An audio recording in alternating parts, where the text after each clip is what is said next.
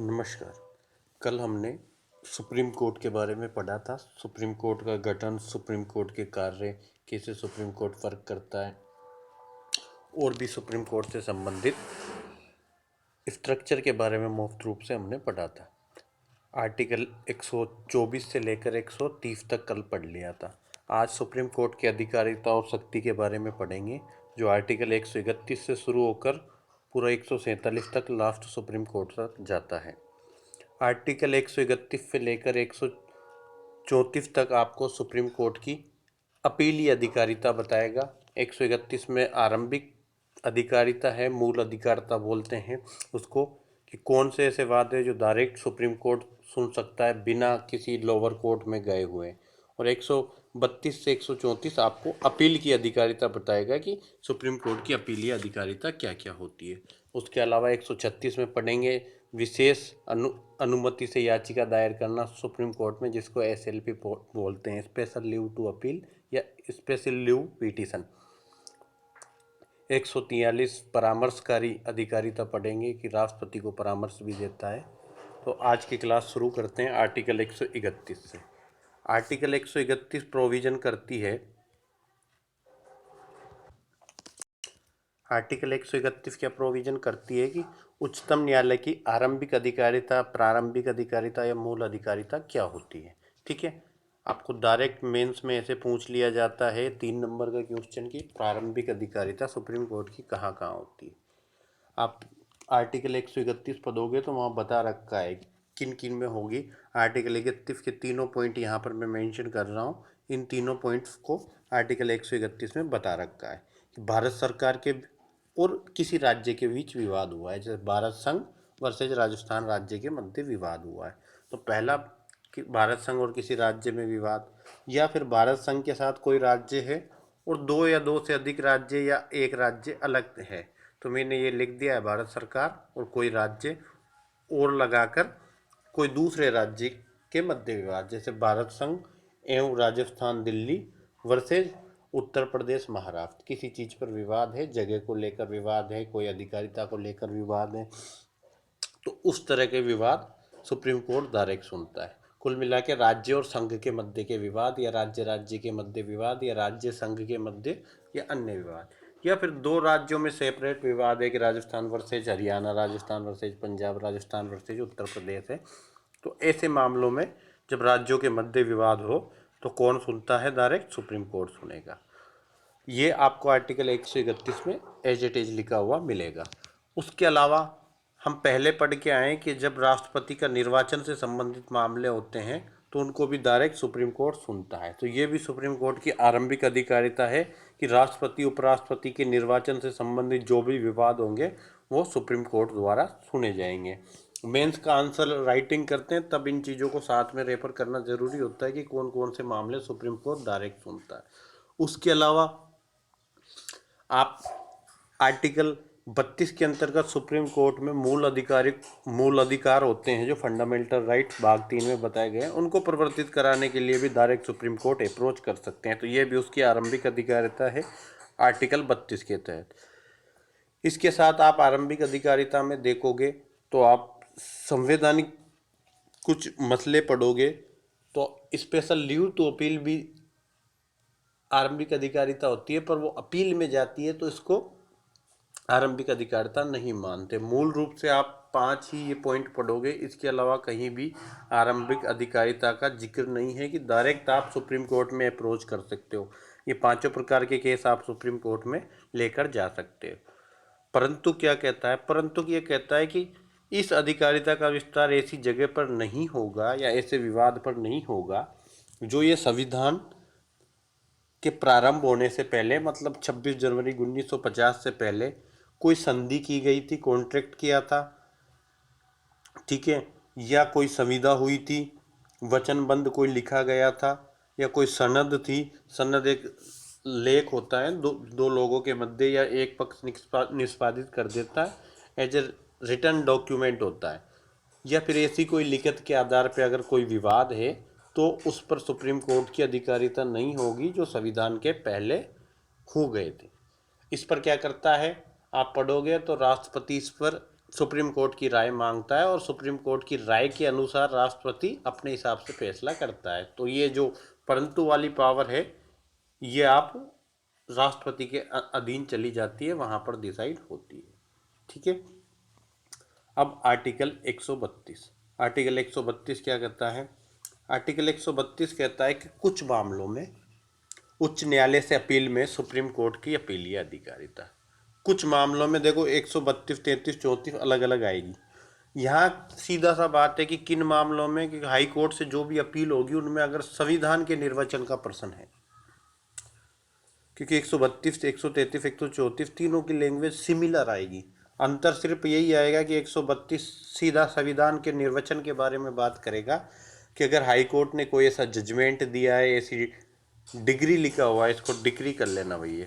यहाँ पर ये डिग्री शब्द आएगा, डिग्री की जगह तो ऐसी कोई डिग्री, निर्णय या अंतिम आदेश दिया है जिसमें संविधान के निर्वचन के बारे में विधि का कोई सारवान प्रश्न अंतर्वलित है। संविधान में कोई शब्द है, उसका इंटरप्रिटेशन करना है कि ये संविधान क्या कहना चाह रहा था इन शब्दों के माध्यम से। तो संविधान का जब भी इंटरप्रिटेशन करना होगा तो वो हाई कोर्ट उस मामले पे एक सर्टिफिकेट देता है। अनुच्छेद 134A में उसमें लिख देता है कि इस मामले में या इस केस में एक ऐसा प्रश्न अंतर्वलित है जो संविधान के निर्वचन का है और हमारी राय में इसकी सुनवाई सुप्रीम कोर्ट द्वारा की जानी चाहिए। इसको 134A का सर्टिफिकेट देते हैं। सुप्रीम कोर्ट में जब भी अपील होती है तो 2-3 ऐसे क्रिमिनल मामले हैं जो हम 134 में पढ़ेंगे जहाँ बिना प्रमाण पत्र की अपील हो जाती है। बाकी सभी मामलों में 134A का प्रमाण पत्र साथ लगाना पड़ता है, तभी सुप्रीम कोर्ट में अपील हो सकती है। 134 से 44वें संविधान संशोधन से जुड़ी हुई धारा है जो सर्टिफिकेट का प्रोविजन करती है। ठीक है, हम 134 से इसी में पढ़ेंगे। धारा नहीं, सॉरी, अनुच्छेद, धारा शब्द यूज कर दिया। अनुच्छेद 134 से प्रमाण पत्र की बात करता है जो हाई कोर्ट देता है। तो कोई हाई कोर्ट के समक्ष ऐसा मामला था जिसमें उसने जो निर्णय डिक्री या अंतिम आदेश दिया उसमें संविधान के निर्वचन के बारे में कोई प्रश्न अंतर्वलित था और हाई कोर्ट ने 134A में उसका सर्टिफिकेट देके प्रमाणित कर दिया था कि इसका सुप्रीम कोर्ट द्वारा सुनवाई की जानी चाहिए। तो कुछ मामलों की जगह डायरेक्ट आप वैसे याद रख सकते हो कि संविधान के निर्वचन से संबंधित मामलों में उच्च न्यायालय से अपील में सुप्रीम कोर्ट की अपीलीय अधिकारिता। तो सीधा आपको याद हो जाएगा कि 132 संविधान के निर्वचन के बारे में जो भी हाई कोर्ट में केस होगा उसको सुप्रीम कोर्ट में अपील की बात करता है।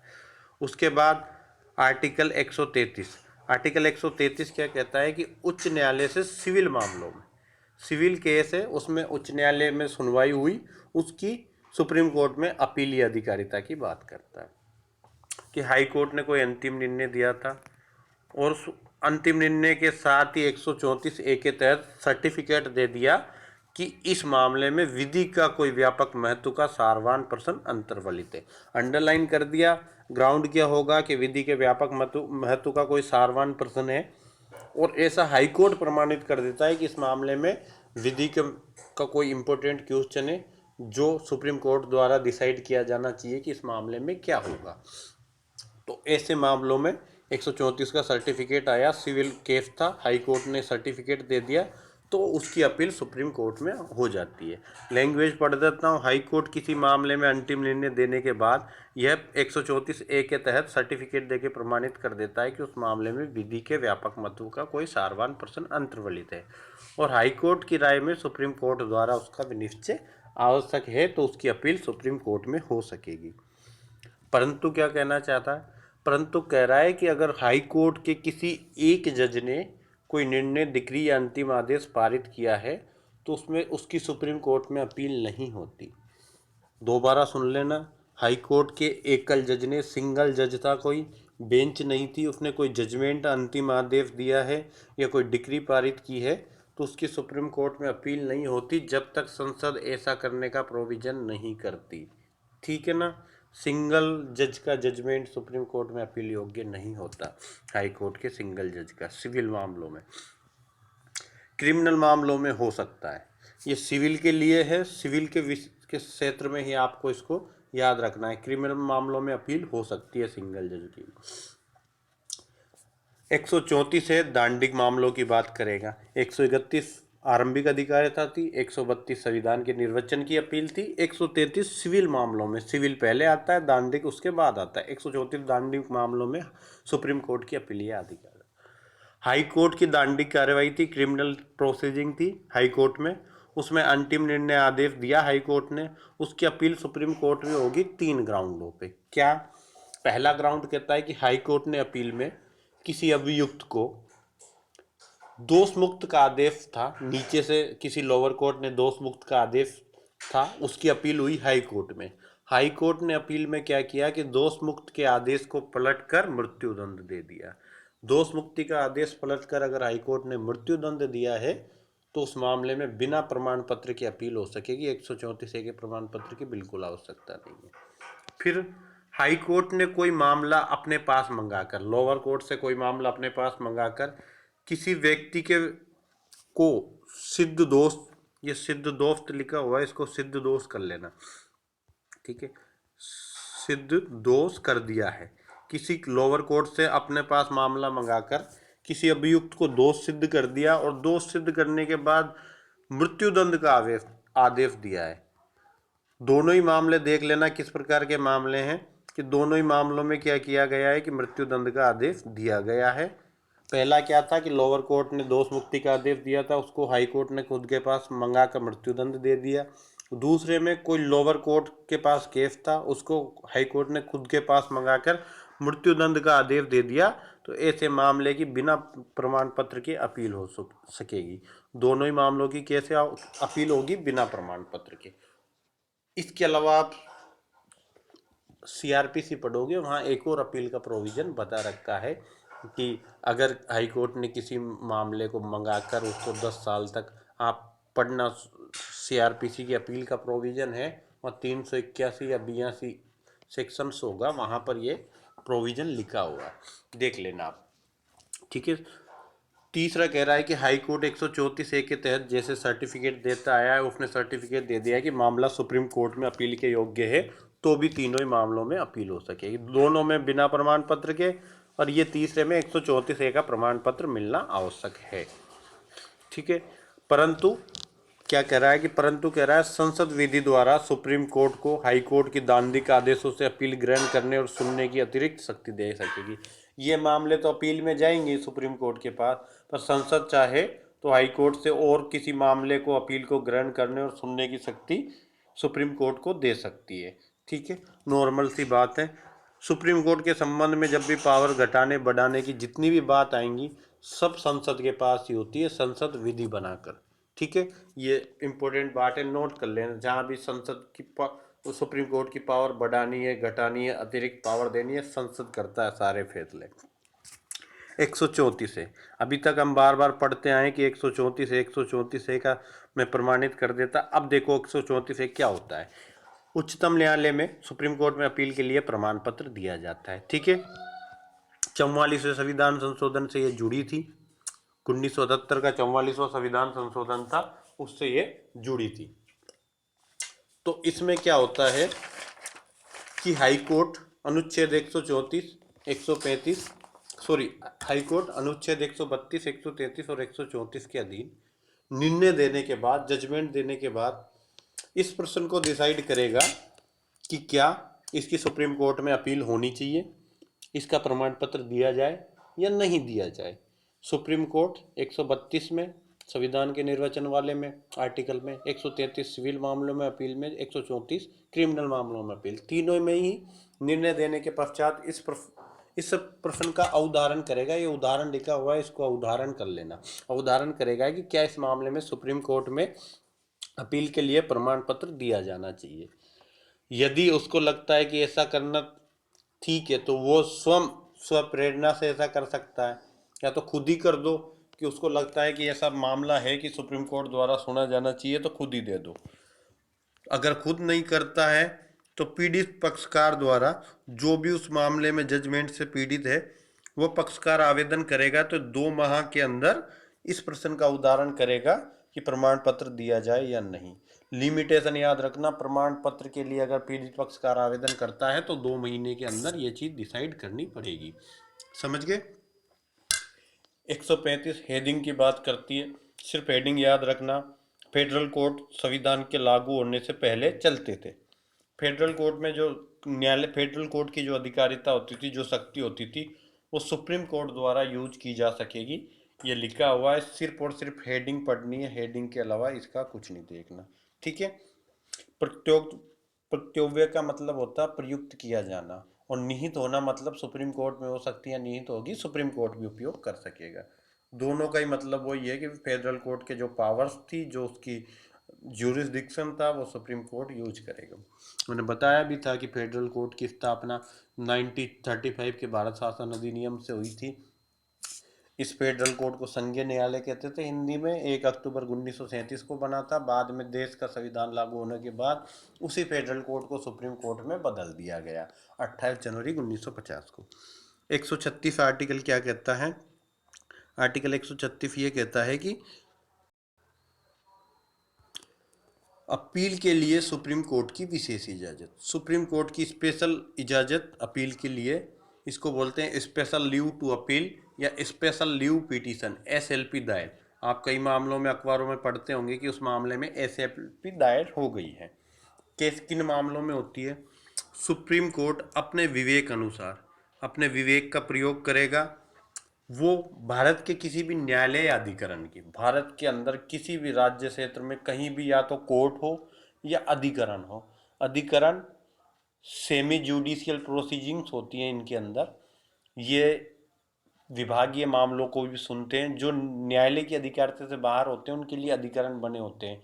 जैसे उपभोक्ता से संबंधित मामले हैं, आपने कोई सामान लिया, वो गुणवत्ता युक्त नहीं था, तो आप उपभोक्ता अधिकरण में सिफारिश कर दो। आप गवर्नमेंट लग जाओगे तो आपके जॉब से संबंधित जो भी विवाद होंगे सरकार के साथ, पेंशन के हो, ट्रांसफर के हो, उसके लिए सिविल सेवा प्राधिकरण बना हुआ है। वहाँ पर राज्य सिविल सेवा प्राधिकरण में आप, तो कुल मिलाकर अधिकरण ट्रिब्यूनल होता है, ट्रिब्यूनल के मामले भी इसमें सुने जा सकते हैं। तो भारत के राज्य क्षेत्र में कोई न्यायालय हो या कोई अधिकरण हो, उसके द्वारा कोई भी निर्णय पारित किया गया, डिक्री पारित की गई, कोई अवधारण किया गया, अवधारण ने को डिसीजन निकाला कि हाँ इस पर तिहाई दी जाती है, नहीं दी जाती है, इस प्रकार का कोई भी जजमेंट है, ट्रांसफर पर स्टे दिया जाता है, ये अवधारण है सारे। कोई दंडादेश पारित किया, या आदेश की अपील के लिए विशेष इजाजत दे सकेगा। सुप्रीम कोर्ट में एप्लीकेशन लगानी होती है, सुप्रीम कोर्ट मामले को देख के लगता है कि हाँ इसमें अन्याय हुआ है, तो वो विशेष इजाजत दे सकता है कि आप अपील कर सकते हो। परंतु सुप्रीम सशस्त्र बलों के मामलों में ऐसे कोई भी निर्णय की अपील नहीं की जा सकेगी। सशस्त्र बलों पर ये प्रोविजन लागू नहीं होगा। इम्पोर्टेंट है 136, 131, 134, 135 को छोड़ देना हेडिंग के अलावा। 136 वेरी इंपॉर्टेंट है, ध्यान रखना। पूछा जाता है 3 नंबर का मेंस में, ऑब्जेक्टिव के हिसाब से तो पूरा ही पढ़ लेना। निर्णय आदेशों का सुप्रीम कोर्ट द्वारा पुनर्विलोकन, संसद के द्वारा बनाई गई विधि 145 के में सुप्रीम कोर्ट के नियम है, इन सब के अधीन रहते हुए ये कोई इंपॉर्टेंट बात नहीं है। सुप्रीम कोर्ट अपने द्वारा सुनाए गए किसी निर्णय, सुप्रीम कोर्ट अपने द्वारा कोई निर्णय सुनाया गया, कोई आदेश दिया गया, उसका पुनर्विलोकन करने की शक्ति होगी। सुप्रीम कोर्ट ने कोई जजमेंट दे दिया तो खुद के जजमेंट का पुनर्विलोकन करने की उसको शक्ति होगी। ठीक है, एग्जैक्ट याद करें ना, सुप्रीम कोर्ट की रिविजनरी पावर 137 में, एसएल विशेष इजाजत से पिटीशन की पावर 136 में। ठीक है। सुप्रीम कोर्ट की अधिकारिता में वृद्धि कौन कर सकता है? वही मैंने बताया कि जब भी वृद्धि करनी है तो आपको संघ सूची के मामलों में और अतिरिक्त अधिकारिता दे सकता है। जैसे संघ सूची के कुछ ही मामले सुप्रीम कोर्ट सुनता है। संघ सूची में 97 सब्जेक्ट हैं, इनमें से कुछ ही मामलों से संबंधित विवाद सुप्रीम कोर्ट सुनता है। पर अगर संसद चाहे तो उसको अतिरिक्त अधिकारिता दे सकती है। जैसे जनसंख्या से संबंधित मामले नहीं सुनता सुप्रीम कोर्ट, सुप्रीम कोर्ट सेना से संबंधित मामले नहीं सुनता। ये सारे संघ सूची के विषय हैं। और भी कोई राष्ट्रीय सुरक्षा हो सकती है, उससे संबंधित मामले हो सकते हैं, कई प्रकार के विषय संघ सूची में जो बहुत पेचीदा है, उनके मामले में सुप्रीम कोर्ट को पावर नहीं दी गई सुनने की। तो ऐसे विषयों पर भी अधिकारिता कौन दे सकता है? संसद दे सकती है। सुप्रीम कोर्ट की अधिकारिता मैंने बताया कि जब भी कोई कम ज़्यादा करेगा तो वो संसद ही करेगी। 139 कुछ रिट निकालने की, जैसे आर्टिकल सुप्रीम कोर्ट क्या करता है, आर्टिकल 32(2) के तहत 5 प्रकार की रिट जारी करता है: बंदी प्रत्यक्षीकरण, परमादेश, अधिकार पर्चा, उत्प्रेषण और कौन सी छूट गई एक, बंदी प्रत्यक्षीकरण, परमादेश, उत्प्रेषण, प्रतिषेध, अधिकार पर्चा। पांचों प्रकार की रिट जारी करता है 32(2) के तहत। 32(2) में क्या लिखा हुआ है? आर्टिकल 32(2) कहता है कि मूल अधिकारों के प्रवर्तन के लिए रिट जारी की जाएगी। यह आर्टिकल यह कहता है कि सुप्रीम कोर्ट 32(2) में जो मूल अधिकार के प्रवर्तन के लिए रिट जारी करता है, उन्हीं रिटों को मूल अधिकार से भिन्न किन्हीं प्रयोजनों के लिए भी जारी कर सकता है, अगर संसद उसको पावर दे तो। ये पावर हाई कोर्ट को दे रखी है। सुप्रीम कोर्ट केवल मूल अधिकारिताओं के प्रवर्तन के लिए रिट जारी करता है, पर हाई कोर्ट मूल अधिकार और अन्य विधिक अधिकारों को प्रवर्तन कराने के लिए आर्टिकल 226 के तहत रिट जारी कर सकता है। तो हाई कोर्ट के पास सुप्रीम कोर्ट से ज्यादा रिट जारी करने की अधिकारिता होती है। अब अगर सुप्रीम कोर्ट को देनी है तो संसद को पावर दे रखा है कि आप मूल अधिकारों से भिन्न मामलों के लिए भी ऐसी रिट जारी कर सकते हैं, अगर संसद पावर दे तो। आर्टिकल 139A आप अंतरण पढ़ के आए होंगे, ये CRPC में भी आएगा। आपने सुप्रीम कोर्ट से कुछ मामलों के अंतरण पढ़े हैं, या आप CPC में भी पढ़ोगे। कुछ मामलों के अंतरण कैसे होते हैं कि जब कोई हाई कोर्ट के समक्ष कोई मामले हैं, उनमें विधि का समान और सारथ प्रश्न, विधि के समान या तो एज एज विधि का प्रश्न है, या उससे मिलता जुलता प्रश्न है जो विधि से सारथ मिलता जुलता, उससे मिलता जुलता प्रश्न है, तो ऐसे दोनों ही मामले अंतर वाले थे सुप्रीम कोर्ट के समक्ष किसी लंबित मामले में। तो सुप्रीम कोर्ट या तो स्वप्रेरणा से या तो खुद अपने आप उस मामले का अंतरण कर सकेगा, या भारत का अटॉर्नी जनरल महान्यायवादी होता है, आर्टिकल 76 में ये पोस्ट बताई गई है, उसके द्वारा कहे जाने पर, या कोई पक्षकार आवेदन करता है, तब उसका समाधान हो जाता है कि ऐसा प्रश्न व्यापक महत्व का है, तो वो तो या तो खुद के पास मंगा कर निपटा सकेगा। परंतु सुप्रीम कोर्ट को लगता है कि केवल उसी प्रश्न को सुप्रीम कोर्ट क्या करेगा कि ऐसे प्रश्न का खुद उदाहरण करके हाई कोर्ट को वापस भेज देगा। जो विधि का प्रश्न था उसको डिसाइड करके वापस हाई कोर्ट को भेज देगा। हाई कोर्ट उस सुप्रीम कोर्ट ने जो विधि के प्रश्न पर जजमेंट किया था, उसके आधार पर आगे मामले को निपटाने के लिए कार्रवाई करेगा। सीधी सी बात है, हाई कोर्ट के समक्ष कोई मामला लंबित है और उसमें कोई विधि का के समान प्रश्न है, या तो एज इट एज विधि का ही प्रश्न है, या उससे सारथ मिलता जुलता प्रश्न है कानून से संबंधित, तो ऐसे मामले को अपने पास मंगा सकेगा यदि उसको लगता है सुप्रीम कोर्ट को कि व्यापक महत्व का है, और मंगा के स्वयं डिस्पोज ऑफ कर सकेगा मामले को, या सिर्फ मामले को मंगाकर उसी विधि के प्रश्न को सुनेगा, उस पर अपना जजमेंट देकर हाई कोर्ट को भेज देगा। हाई कोर्ट उस विधि के प्रश्न के जजमेंट के आधार पर आगे अपना विनिश्चय करेगा। आर्टिकल 139A 42वें संविधान संशोधन से जुड़ा, ये याद रखना ऑब्जेक्टिव में पूछे जाने वाला प्रश्न है कि यह किससे जुड़ा था, 42 आर्टिकल। ठीक है। आर्टिकल 140 सुप्रीम कोर्ट की आनुषंगिक शक्तियां, ancillary power of supreme court. ये क्या होती है कि कुछ मामलों में ऐसा लगता है कि वो कोई सब्जेक्ट को सुन रहा है और कोई सब्जेक्ट उससे मिलता जुलता है, उसमें शामिल ही है। अनुपूरक शब्द यूज किया है, मैंने कहा संसद अनुपूरक शक्ति दे सकेगी, सप्लीमेंट्री शक्ति दे सकेगी। यदि कोई प्रोसीजिंग है, उसमें कोई ऐसा मामला सुन रहा है जिससे संबंधित ही कोई मामला उसमें अंतर्वलित है, तो वो उसको भी डिस्पोज ऑफ कर सकेगा।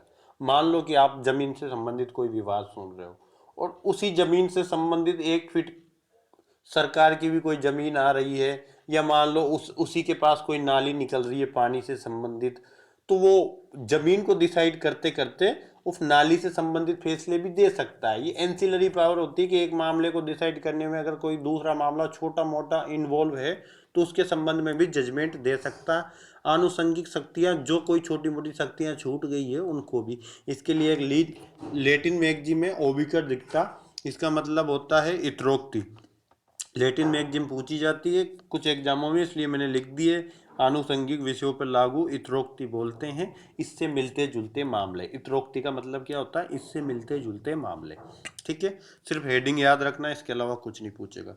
आर्टिकल 141 कि सुप्रीम कोर्ट ने जो जजमेंट दे दिया वो सभी अधीनस्थ न्यायालयों पर आबद्ध कर होगा, वो विधि के रूप में काम करता है। तो सुप्रीम कोर्ट ने कोई जजमेंट दिया है या उसने कोई विधि घोषित की है, जजमेंट के द्वारा विधि घोषित करती है, तो वो सभी न्यायालयों पर आबद्ध कर होती है, उनको मानना ही पड़ता है। जैसे हम जो लीडिंग केस रहते हैं या पुराने जजमेंट को रखते हैं कोर्ट के सामने, वो आर्टिकल 131 के प्रभाव से ही रखे जाते हैं।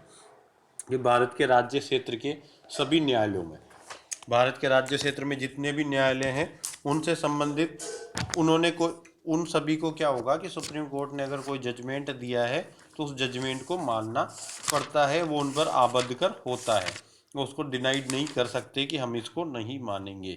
ठीक है, article 132 inherent power of supreme court की बात करता है कि सुप्रीम कोर्ट के पास कौन सी इनहेरेंट पावर होती है।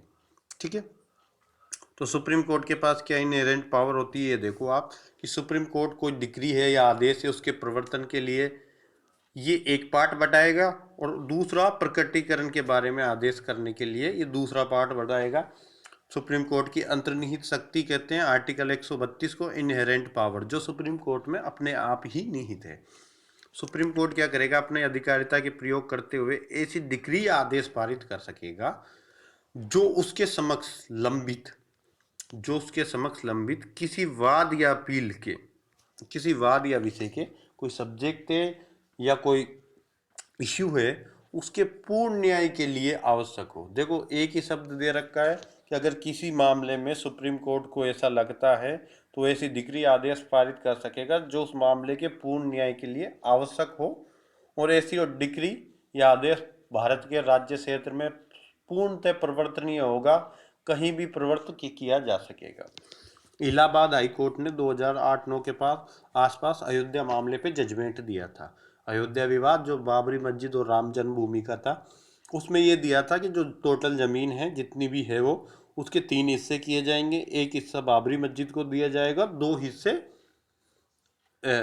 एक हिस्सा राम जन्मभूमि को दे दिया और एक हिस्सा वहाँ पर कोई अखाड़ा था हिंदुओं का, उस अखाड़े को दे दिया।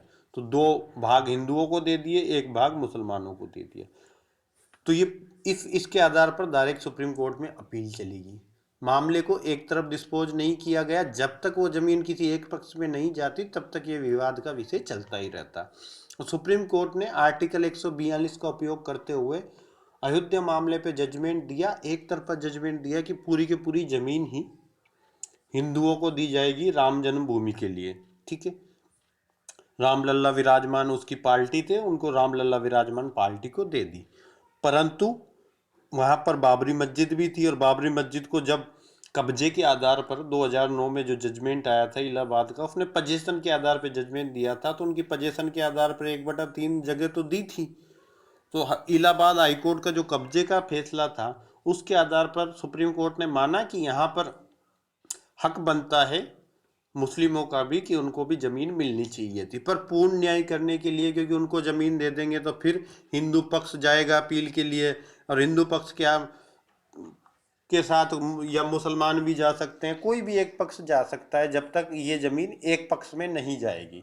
तो उन्होंने पूर्ण न्याय करने के लिए, टोटल जस्टिस करने के लिए क्या किया, पूरी ज़मीन तो हिंदुओं को दे दी, और बदले में जो वहाँ पर मुसलमानों को ज़मीन अलॉट होनी थी उसके बदले में वहाँ अयोध्या के आसपास ही, अयोध्या में ही सरकार को आदेश दिया कि इनको 5 बीघा या 10 बीघा ज़मीन अलॉट की जाए जहाँ पर मस्जिद बनाएंगे। ये मस्जिद के लिए कुछ प्रतिकर भी दिलवाया है, जैसा भी 2-5 करोड़ रुपए प्रतिकर भी दिलवाया गया।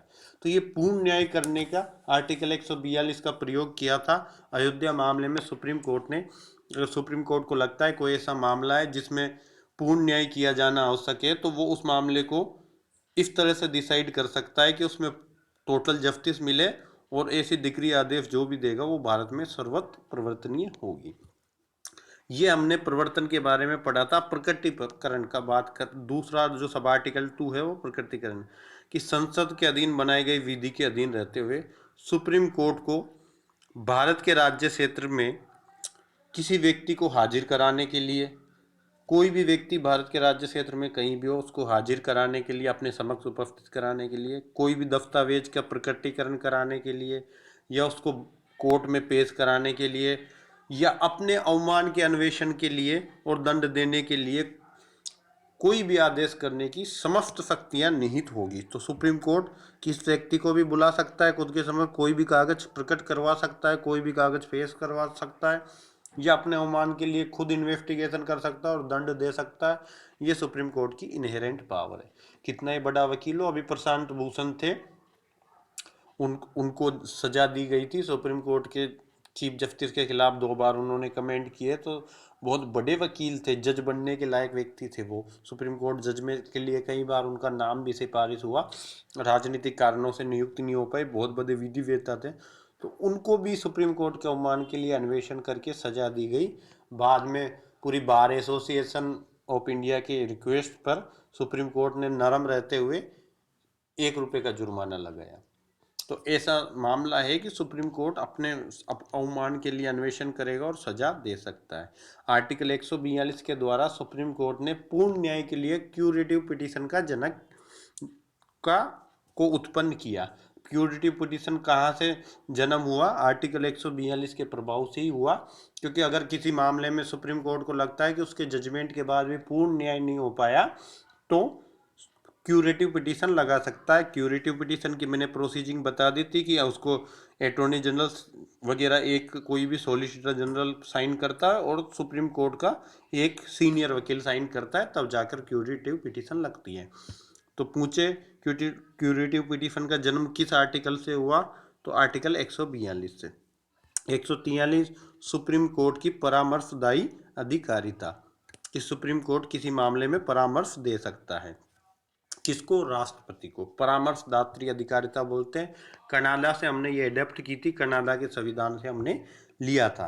राष्ट्रपति को अगर ये प्रतीत होता है कि किसी विधि के या तथ्य के व्यापक प्रश्न है जिस पर सुप्रीम कोर्ट की राय लेनी चाहिए, तो राष्ट्रपति ऐसे मामले को उसकी राय के लिए भेज सकता है। तो राष्ट्रपति के को लगता है कोई मामला ऐसा था जिस पर या तो विधि का मामला था या तथ्य का ऐसा मामला था जिस पर सुप्रीम कोर्ट की राय लेना समीचीन है, उपयुक्त है, तो वो उसको राय के लिए भेज सकेगा। परंतु देखो, मैंने आपको कहा था आर्टिकल 131 में हम पढ़ रहे थे कि संविधान के लागू होने से पूर्व जो संधि, करार, सनद या कोई लिखत थी, तो उसके विवाद के लिए भी सुप्रीम कोर्ट से राय ले सकता है राष्ट्रपति। वो यहाँ लिखा हुआ है आर्टिकल 131 के परंतु के अधीन, वही है संविधान से लागू होने से पहले सनद वगैरह जो भी थी उनके संबंध में भी राय ले सकता है। ये सुप्रीम कोर्ट से राय लेने की राष्ट्रपति की अधिकारिता है। राष्ट्रपति सिर्फ राय ले सकता है। सुप्रीम कोर्ट ने जो राय दी उसको मानने के लिए राष्ट्रपति बिल्कुल भी बाध्य नहीं है। सुप्रीम कोर्ट ने जो राय दी उसको मानने के लिए राष्ट्रपति बाध्य नहीं है। और सुप्रीम कोर्ट भी हर मामले में राय देने के लिए राष्ट्रपति को बाध्य नहीं है। अगर कोई मामला ऐसा लगता है जो राजनीतिक प्रश्न है, तो सुप्रीम कोर्ट राय देने से मना कर सकता है। दोनों ही चीजें याद रखना, राष्ट्रपति सुप्रीम कोर्ट की राय मानने के लिए बाध्य नहीं है और सुप्रीम कोर्ट राष्ट्रपति को हर मामले में राय देने के लिए बाध्य नहीं है। राजनीतिक प्रश्न पर राय देने से मना कर सकता है। अब तक 15 बार राय ली जा चुकी है। जिन मामलों में राय ली जाती है उनके आगे इनरी लगा दिया जाता है, जैसे इनरी ध्वनि प्रदूषण। अभी हम 124 में केस पढ़ रहे थे, इनरी प्रेसिडेंशियल रिफरेंस, जो सुप्रीम कोर्ट के जजों की अपॉइंटिंग से संबंधित मामला था, कॉलेजियम सिस्टम की पुष्टि की थी उस मामले में। तो जो भी केस सुप्रीम कोर्ट की राय के लिए राष्ट्रपति भेजता, उनके आगे इनरी शब्द लगा दिया जाता है। ठीक है, तो वो स्पेशल रेफर केस होते हैं। उसके अलावा जो राय देगा वो सुप्रीम कोर्ट के मिनिमम 5 जज बैठेंगे, और 5 जजों की मिनिमम बेंच होती है, उसको संवैधानिक पीठ बोलते हैं। तो न्यूनतम 5 जजों की संवैधानिक पीठ ऐसे मामलों पर राय देगी। परंतु सुप्रीम कोर्ट राजनीतिक प्रश्नों पर राय देने के लिए बाध्य नहीं है। एक बार अयोध्या मामला हुआ था 1992 में, बाबरी मस्जिद को गिरा दिया गया था, तब उन्होंने ऐसी कोई राय ली थी, तो सुप्रीम कोर्ट ने उसको राजनीतिक प्रश्न बनाकर राय देने से मना कर दिया था। ठीक है, न्यूनतम 5 जजों की बैठक, ये 143 में लिखा हुआ है कि जो सॉरी 145 में सुप्रीम कोर्ट के रूल्स में लिखा हुआ है कि 143 में जो राय दी जाती है वो न्यूनतम 5 जजों के द्वारा दी जाती है। आर्टिकल 144 सिर्फ और सिर्फ हेडिंग। आर्टिकल 144 में क्या पढ़ना है? सिर्फ और सिर्फ हेडिंग पढ़नी है, उसके अलावा कुछ नहीं। कि सिविल और न्यायिक प्राधिकारी होते हैं वो उच्च न्यायालय की सहायता में कार्य करेंगे। जितने भी भारत के अंदर सिविल अधिकारी होंगे, चाहे आईएएस से लेकर क्लर्क तक, नीचे सारे जितने भी अधिकारी होते हैं वो सब सुप्रीम कोर्ट की सहायता में कार्य करेंगे, सुप्रीम कोर्ट का जजमेंट मानेंगे, उनके आदेशों का पालन करेंगे। और सभी न्यायिक प्राधिकारी जितने भी जुडिशरी है टोटल, सुप्रीम कोर्ट की सहायता में कार्य करेंगे। हेडिंग के अलावा कुछ नहीं पढ़ना, ठीक है, सिर्फ हेडिंग। 145 उच्चतम न्यायालय के नियम। सारे नियम हमें कुछ भी याद नहीं करना, सिर्फ हेडिंग याद रखना कि सुप्रीम कोर्ट रूल बनाता आर्टिकल 135 के तहत। पर संविधान के निर्वचन के बारे में सारवान प्रश्न है, ये सावन लिखा हुआ है, ये सारवान प्रश्न है, ठीक है। सारवान प्रश्न को का विनिश्चय न्यूनतम 5 जजों की बेंच करेगी। संविधान के निर्वचन के बारे में भी 5 जजों की बेंच करती है, उसको संवैधानिक बेंच बोलते हैं। और 143 का क्वेश्चन भी 5 जजों की संवैधानिक बेंच के द्वारा सुने जाते हैं, ठीक है। संविधान का निर्वचन 5 जजों की बेंच सुनेगी। 143 परामर्श देना है राष्ट्रपति को तो भी 5 जजों की बेंच के द्वारा दिया जाएगा। 146 कहते हैं उच्चतम न्यायालय के अधिकारी और सेवक इनकी नियुक्ति मुख्य न्यायाधीश द्वारा की जाएगी। और सुप्रीम कोर्ट का सारा खर्चा भारत की संचित निधि पर भारित होगा। बस 2 चीज़ें याद रखो, उच्च न्यायालय के अधिकारी सेवक सुप्रीम कोर्ट द्वारा, और खर्चा भारत की संचित निधि पर। 147 निर्वचन की बात करता है। हेडिंग हेडिंग याद रखना कि अगर कोई निर्वचन है संविधान के प्रश्नों का, कोई कुछ भी काम का नहीं है, आपको हेडिंग के अलावा नहीं देखना। आपको निर्वचन 2-3 जगह आएगा, इसलिए सारी परिभाषाएं याद रखना। जैसे राज्य शब्द की 4 जगह परिभाषा दी है संविधान में, ऐसे निर्वचन की 2-3 जगह निर्वचन शब्द यूज होगा, तो सब जगह आप याद रखना कि किस किस आर्टिकल में निर्वचन दे रखा है। 131 पढ़ा था आरंभिक अधिकारिता। राज्यों के और संघ के मध्य विवाद हो। आर्टिकल 71 में राष्ट्रपति उपराष्ट्रपति के चुनाव से संबंधित मामला हो। आर्टिकल 32 में रिट लगा सकते हो डायरेक्ट सुप्रीम कोर्ट में मूल अधिकारों के प्रवर्तन के लिए। 132 अपीलीय अधिकारिता हाई कोर्ट से संविधान के निर्वचन के प्रश्न पर। 133 सिविल मामलों में अपीलीय अधिकारिता, विधि का व्यापक महत्व का कोई सारवान प्रश्न अंतर्वलित है। 134 का सर्टिफिकेट आ गया। 134 दांडिक मामलों में अपीलीय अधिकारिता। 134 में दांडिक मामलों में या तो लोअर कोर्ट के दोष मुक्ति के आदेश को हाई कोर्ट ने पलटकर मृत्युदंड की सजा दे दी, या लोअर कोर्ट से केस अपने पास मंगाकर खुद ने दोषी करार देके मृत्युदंड दे दिया तो बिना सर्टिफिकेट के, या फिर हाई कोर्ट ने 134 का सर्टिफिकेट दे दिया। इन तीनों मामलों में अपील हो जाएगी। 135 फेडरल कोर्ट की शक्तियां सुप्रीम कोर्ट को निहित हो गई।